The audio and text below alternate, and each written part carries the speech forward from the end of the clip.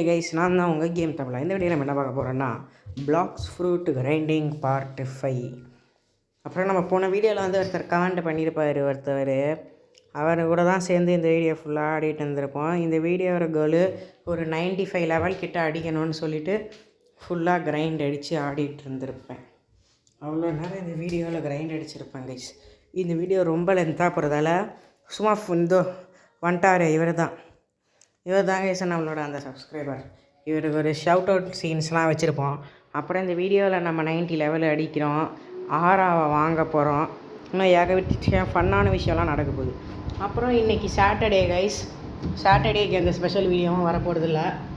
நான் இப்போதைக்கு சாட்டர்டேக்கு வேணால் ஸ்பெஷலாக இருக்கட்டும்னு 2 பிளாக்ஸ் ஃப்ரூட் வீடியோ போடுறேன். இப்போ பார்ட் 5 பார்ட் 6 ஒன்று எப்படியாச்சும் ட்ரை பண்ணி போடுறேன். ஆனால் ஸ்பெஷல் சண்டேக்கு ஒரு ஸ்பெஷல் வீடியோ வரப்போகுது.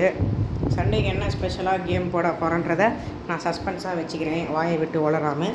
சரி வாங்க, இப்போதைக்கு என்னென்ன ஃபன் நடந்துச்சுன்னு நம்ம வீடியோவில் பார்க்கலாம். கைஸ், ஃபுல்லாக இந்த வீடியோவில் கிரைண்டிங்னு டெசர்ட்லேயே தான் போயிட்டுருக்கோம். இதுக்கு மேலே என்னால் கம்மியாக்குனா 4 நிமிஷம் இப்போயே வந்துடுச்சு. இன்ட்ரெஸ்டிங் இல்லாத சீனெல்லாம் நான் தள்ளதுக்கே 4 நிமிஷம் வந்துடுச்சு. அங்கே என்னென்ன நடந்துச்சுன்னு நான் சொல்கிறேன் கேளுங்க கைஸ். நம்ம அங்கே டெசர்ட் பேண்டட்ஸை கிரைண்ட் அடிச்சுட்டு இருந்திருப்போம். கிரைண்ட் அடிக்கிறப்ப ரேண்டம் பிளேட்ஸ்லாம் டிஸ்டர்ப் பண்ணிகிட்டே இருந்திருப்பாங்க.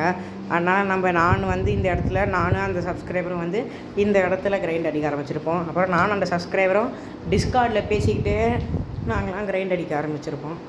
அந்த சப்ஸ்கிரைபரு நான் வந்து 90 லெவலில் இருக்கேன் ப்ரோ, நீங்கள் கிரைண்டிச்சு 90 லெவல் அடி ஒன்றா லெவலப் பண்ணலான்னு கேட்டிருப்பாரு.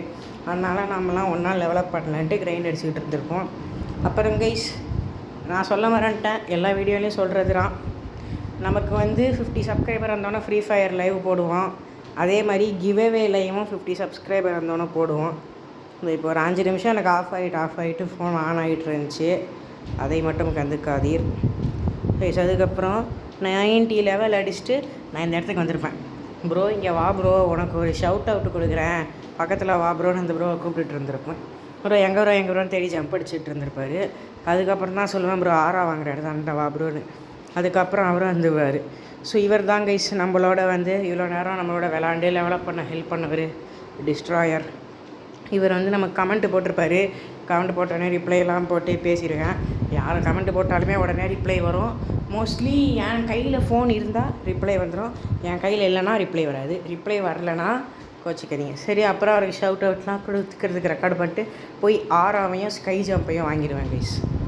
அப்புறம் அருண் கிருஷ்ணன், நம்ம ஃபஸ்ட்டு ஒரு சப்ஸ்கிரைபர் வந்திருப்பார்ல, ஃபஸ்ட்டு அந்த சப்ஸ்கிரைபர் அருண் கிருஷ்ணன் ப்ரோவும் ஜாயின் ஆகிருப்பார் கொஞ்சம் நேரத்தில். இங்கே தான் நாங்கள்லாம் சேர்ந்து ஒன்றா டெவலப் பண்ணிவிட்டு ஜாலியாக இருந்துச்சு கைஸ். இன்றைக்கி ஃபுல்லாக சப்ஸ்கிரைபர் ப்ரோவோட வாய்ஸில் பேசிக்கிட்டு ஃபன்னாக போயிட்டுருந்துச்சு.